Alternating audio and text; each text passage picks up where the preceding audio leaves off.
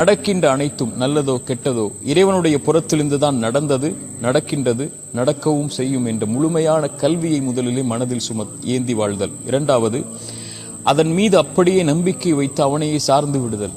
எப்படி மூசா அலைஹிஸ்ஸலாமுடைய தாயை மூசாவை இந்த ஆற்றில விடுங்கன்னு இறைவன் சொல்லும் போது இதை திருப்பி கொண்டு வருவேன்னு வாக்கு கொடுத்ததுக்கு அப்புறம் ஏன் எப்படி எதுவும் கேட்காம நலவுதான் எனக்கு இது என்று விட்டார்களோ, எப்படி யார் கையில் கிடைத்தால் அறுத்து விடுவான் என்று பயந்தார்களோ அவனுடைய கரத்தாலேயே மூசாவுடைய தாய்க்கு மூசாவை அல்லாஹ் திருப்பி கொடுத்தானோ, அதுபோல என் வாழ்வில் நடக்கின்ற எல்லாவற்றின் மீதும் இறைவனை சார்ந்திருக்கிறேன். நலவு எது நடந்தாலும் எனக்கு நலவாகவே அமையும் என்ற நம்பிக்கையை அவன் மீது வைத்து சார்ந்திருத்தல். மூன்றாவது, அதில் முயற்சி செய்தல்.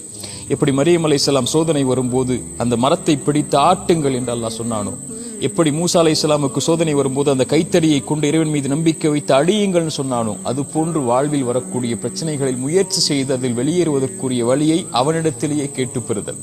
இந்த மூன்றும் இருந்தால் வாழ்க்கையில் எல்லா பிரச்சனைகளும் எளிதாகும்.